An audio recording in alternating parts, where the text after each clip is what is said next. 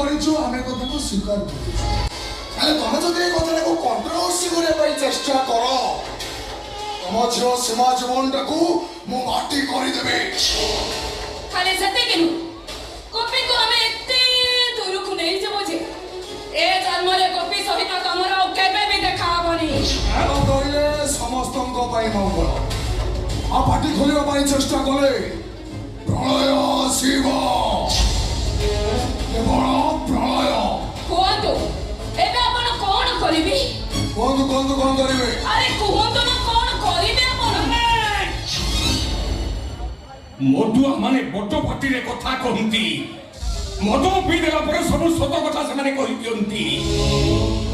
ହେଲେ ଏ ଆନନ୍ଦ ଦାସ ଏମିତି ଗୋଟାଏ ମଦୁଆ ଯେ ସେ ପାଟି ଖୋଲିବା ମାତ୍ରେ ତା ନିଜ ଲୋକଙ୍କ ଉପରେ ଖାଲି ପାହାର ବାଜିବ। ପୁଅଟା ମୋର ପରଦେଶୀ ହେଇ ଚାଲିଯିବ, ଆଉ ଝିଅଟା ମୋର ସେଠି ଲୁଚି ଲୁଚି ଜୀବନ ସାରା ଖାଲି କାନ୍ଦିବ। ତେଣୁ ସମସ୍ତଙ୍କର ମଙ୍ଗଳ ପାଇଁ ମୁଁ ଆଜି ନୀରବ ରହିଯିବି, ଆଉ କେବଳ ଏତିକି କହିବି, ହେ ଈଶ୍ୱର ଏମାନଙ୍କୁ ତମେ ଶାନ୍ତି ଦିଅ।